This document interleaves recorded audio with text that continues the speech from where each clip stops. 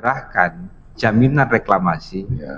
kemudian dia tidak melaksanakan reklamasi, maka kemudian negara bisa menunjuk pihak ketiga Benar. untuk melakukan reklamasi. Benar. Artinya kewajiban reklamasi itu beralih menjadi tanggung jawab negara, karena negara lah yang kemudian menunjuk pihak ketiga untuk melakukan reklamasi. Persoalan biaya ya diambilkan dari jaminan itu, ya kan? Ya. Maksud ahli kan begitu kan? Benar kan? Ya. Iya. Tapi, artinya ya. tanggung jawab itu kemudian menjadi tanggung jawab negara, ya kan? Dana jaminan reklamasi yang telah disetorkan itu kemudian akan digunakan oleh negara untuk melakukan reklamasi. Ya. Iya kan? Kan begitu. Benar. Iya kan? Benar. Tapi tanggung jawabnya tidak lagi menjadi tanggung jawab pemegang IUP, tapi telah beralih menjadi tanggung jawab negara. Kan begitu kan? Ya. Jadi ketika negara ini megang duit itu, Iya. dan kemudian si penambang ini tidak melakukan reklamasi, tanggung jawab itu diambil alih oleh negara. Tanggung jawab itu diambil alih oleh negara. Ini harus reklamasi. Saya menunjuk pihak ketiga. Oke. Nanti kekurangannya saya akan maksa kamu Baik. Berarti starting pointnya kan di situ. Starting pointnya adalah Ya. tanggung jawab itu diambil alih oleh negara, menjadi ya. tanggung jawab negara. Betul. Kemudian negara lah yang menunjuk pihak ketiga. Benar. Kan begitu kan? Ya. Ya, oke. Kemudian Ali, saya lanjutkan sedikit ya. Pada prinsipnya kerusakan lingkungan itu tidak boleh dilakukan. Benar. Iya kan? Benar. Apapun ceritanya. Benar. Karena kita paham bahwa manusia dengan lingkungan adalah satu kesatuan. Benar. Keberlanjutan hidup manusia digantungkan kepada lingkungan. Benar. Tanpa adanya lingkungan, keberlanjutan kehidupan manusia tidak bisa dilanjutkan. Yes. Intinya begitu. Benar. Maka kerusakan lingkungan itu tidak boleh dilakukan. Ya kan begitu, ya kan? Ya. Kemudian negara mengeluarkan izin usaha pertambangan. Ya. Ya kan? Kalau saya menangkap dari apa yang Ya. disampaikan ahli tadi, Ya. artinya negara memberikan izin kepada pemegang IUP untuk melakukan pengerusakan terhadap lingkungan. Ya. Iya kan? Ya. Tapi konsekuensinya ada. Ya. Iya kan? Ya. Anda harus reklamasi setelah Anda melakukan kegiatan. Ya. Sebelum reklamasi Anda harus membayar ini. Iya, ya itu. Ya kan bergandengan dia Betul, itu. ya. Iya kan? Betul. Anda harus keluarkan jaminan, Anda harus punya proposal reklamasi, Ya. Anda harus laksanakan reklamasi. Ya. Setelah kegiatan itu selesai Anda lakukan. Benar. Iya kan? Ya. Tujuannya apa? Kembali lagi ke konsep awal tadi. Karena kehidupan manusia digantungkan kepada lingkungan. Kalau lingkungan itu dirusak semuanya, nggak pernah ada recovery terhadap lingkungan, nggak akan berlanjut hidup manusia ini, kan begitu? Benar. Iya kan? Benar. Maka itu tujuannya, ada Ya. kewajiban untuk melakukan reklamasi yang dibebankan kepada pemegang IUP. Ya. Kan begitu ahli. Benar. Kalau bicara yang kelanjutannya yang terakhir tadi lah. Ya. Ya kan? Ya. Di saat tidak dilakukan, tanggung jawab itu diambil alih oleh negara, ya kan? Kemudian negara lah yang bertanggung jawab Ya. menggunakan uang jaminan tadi. Benar. Kalau uang itu kurang, Paksa yang pemegang IUP untuk nombokin. mekanismenya Ya, mekanisme kalau pemerintah nggak sepengetahuan ahli. saya nggak tahu mekanisme pastinya. ahli nggak Tetapi tahu ya.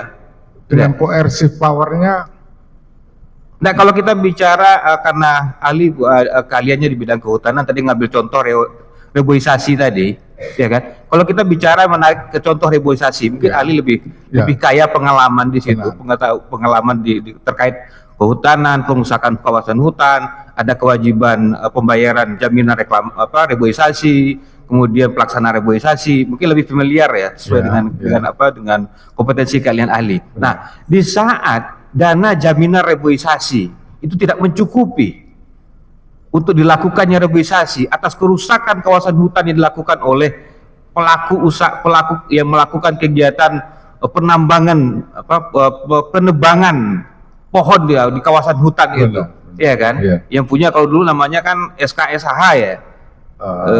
SKSH HPH untuk mengangkut SKSH untuk mengangkut ya, untuk mengangkut. HPH, hak pemanfaatan hasil hutan. Ya, kalau itu dana reboisasi tadi tidak mencukupi jaminannya, ya kan? Nah, prakteknya bagaimana selama ini ahli? Pengetahuan ahli, apakah itu kemudian ada mekanismenya bahwa negara melalui pemerintah meminta kepada pelaku usaha atau bagaimana prakteknya? Prakteknya tidak pernah. Oh, tidak pernah. Iya, karena ya, kalau dulu kan namanya dana jaminan reboisasi. Iya, iya. Itu performance bonds.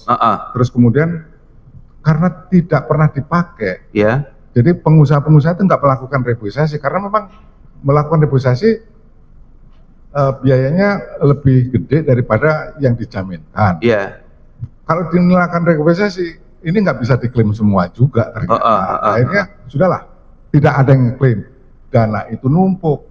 Iya. Dana itu numpuk. Terus gimana ini dana nggak terpakai oleh itu kan untuk rehabilitasi itu. Akhirnya sudahlah, kalau begitu ini dana ini diubah saja menjadi milik negara, yang tadinya milik pengusaha menjadi milik negara. Milik negara. Dan untuk selanjutnya pungutan yang seperti DJR tadi itu diubah menjadi dana reboisasi, itu menjadi penerimaan negara bukan pajak. Oh, PNBP. Nah, yang menggantikan dana jaminan reboisasi di Undang-Undang Nomor 41/99 itu adalah yang disebut dengan dana jaminan kinerja yang tidak pernah diterapkan hingga hari ini. Nah, kalau untuk kegiatan reboisasinya kemudian bagaimana? Jadi kalau sekarang pengusaha itu nggak melakukan reboisasi, ya sudah diam-diam aja. Enggak, pelaksanaannya gimana? Apakah kawasan itu dibiarkan gundul begitu? Nyatanya begitu, 31 juta yang sekarang nggak produktif. Selama ini prakteknya begitu? Betul. Jadi tidak pernah kemudian dilakukan reboisasi terhadap kawasan yang ditebangi pohon-pohonnya? 1-2 perusahaan, ya dari ratusan loh ya. 1-2 menanami dengan apa yang disebut sistem silvikultur intensif. Iya. Itu hanya nggak sampai 5 perusahaan juga yang menanami itu. Iya. Dari ratusan. Nah, ini benar. Iya. Barangkali di dunia pertambangan juga sama mungkin ya. Nah, saya kalau nggak berani ngomong, saya nggak tahu pasti kalau di. Iya. Tapi menurut teman-teman justru hutan tanaman yang baik itu bukan yang di taman di kehutanan, tetapi yang bekas pertambangan. Saya nggak tahu. Tapi yang menurut teman-teman yang muter-muter itu justru tanaman yang baik itu adalah tanaman yang bekas hutan yang bekas ditambang. Itu lebih baik daripada hutan yang memang dibudidayakan untuk hutan. Gitu kira-kira. Iya. Dan kenapa saya tadi berani menyampaikan bahwa jangan-jangan aktivitas reboisasi yang nggak pernah diwujudkan itu, jangan-jangan kawasan pertambangan juga demikian kan, gitu yang saya sampaikan kepada ahli tadi. Karena saya pernah melihat di daerah Karimun, Tanjung Balai Karimun, Provinsi Kepulauan Riau sana, itu bekas tambang pasir, itu nggak ada apa-apa sampai hari ini. Ya bisa jadi kan? Menjadi danau, menjadi kolam, nggak karuan kan begitu. Betul. Mekanismenya pasti sama lah kalau kita bicara ada kewajiban reklamasi, ada uang jaminan dan segala macamnya gitu. Tapi itu dibiarkan begitu saja sampai berpuluh-puluh tahun gitu kan. Jangan-jangan hampir sama gitu. Pertambangan juga begitu. Saya nggak bisa jawab. Iya. Baik ahli. Jadi stressing point-nya saya sudah dapat ya dari ahli. Terima kasih. Ya, saya cukup. Boleh Pak?